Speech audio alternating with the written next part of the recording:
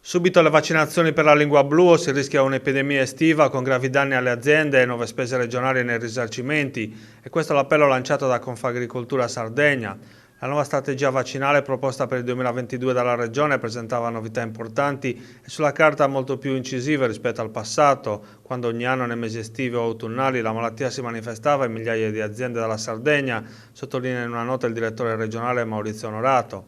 Peccato che se sulla teoria si sono fatti passi avanti, sul piano pratico siamo invece rimasti al palo.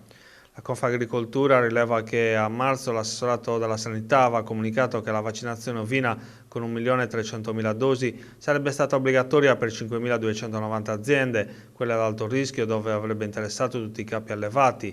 Per le altre realtà si sarebbe proceduto con la vaccinazione delle rimonte, circa 400.000 unità.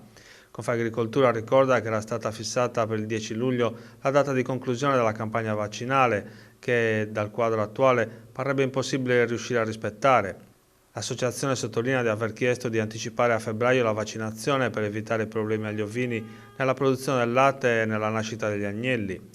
Adesso, per superare le difficoltà che impediscono le vaccinazioni nei tempi stabiliti dalla Regione e in quelli utili alle aziende, Confagricoltura propone l'istituzione di un'unità di crisi permanente. Al contempo chiede che l'assessorato della sanità programmi efficaci sistemi di prevenzione contro la lingua blu, ma anche contro tutte le malattie presenti in Sardegna.